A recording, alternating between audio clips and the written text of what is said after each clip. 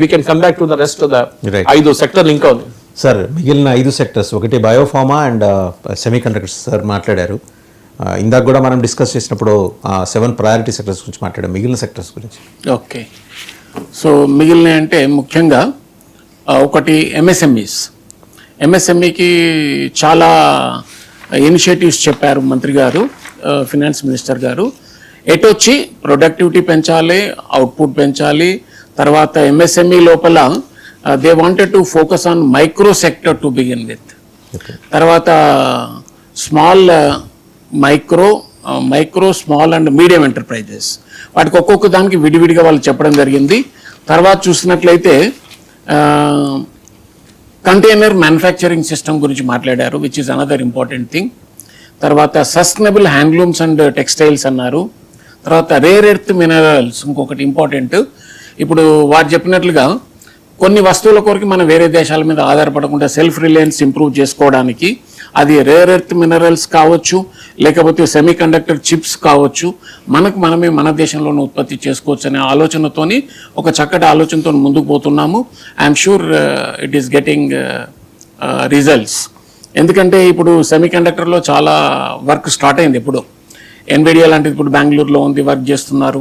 తర్వాత వాళ్ళ CEO వచ్చి మన ప్రైమ్ మినిస్టర్ని కలవడము, మనకు ఇండియాలో కొంత సహకారం ఇవ్వడము. అట్లాగే వారు అన్నట్లుగా ప్రపంచంలో తైవాన్లో అనుకుంటాను ఒక్క చోట చిప్స్ తయారవుతుంటాయి.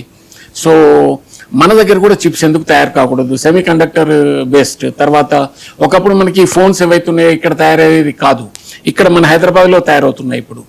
సో ఈ విధంగా ప్రతి సెక్టర్లో ఏమంటారు స్వయం సమృద్ధి అనేది సాధించాలని ఒక 7 సెక్టర్స్ గురించి డీటెయిల్గా చెప్పడం జరిగింది. అవి ఒకసారి చూసినట్లయితే ఎంఎస్ఎంఈస్ పైన ఫోకస్, రేర్ ఎర్త్ మినరల్స్ని మనము తీసుకోవడము, సెమీ కండక్టర్ చిప్స్, తర్వాత pharmaceutical reforms, container manufacturing system, ఇంకా మరి ముఖ్యంగా చెప్పాలంటే మనం మిస్ అయినామేమో కానీ sustainable handlooms and textile, sustainable manufacturing, ఇట్లా కొన్ని పదాలు వాడడం జరిగింది. నేను అనుకుంటాను మంత్రి గారు మల్టీ డైమెన్షనల్ పావర్టీ మాట్లాడినప్పుడు దాని రీసెంట్ రిపోర్ట్ మీద double burden on the people, ఒకటేమో పావర్టీ, రెండోదేమో క్లైమేట్ హజార్డ్స్ అని చెప్పారు. అయితే ప్రజల మీద ఒక వ్యవసాయ రంగమే కాకుండా ఇతరుల మీద కూడా ఈ క్లైమేట్ హజార్డ్స్ వల్ల, హీటు, టెంపరేచరు, ఫ్లడ్స్, ఇతరత్ర వల్ల వీళ్ళ మీద ప్రభావం ఉంటుంది. కాబట్టి ఆ క్లైమేట్ హజార్డ్స్ను కూడా మనం తట్టుకోవడానికి మన ప్రణాళికలు, మన ప్లాన్ ఉండాలని చెప్పి వాటిని మాట్లాడడం జరిగింది. వెరసి ఏంటంటే this is a very good all encompassing budget. Right.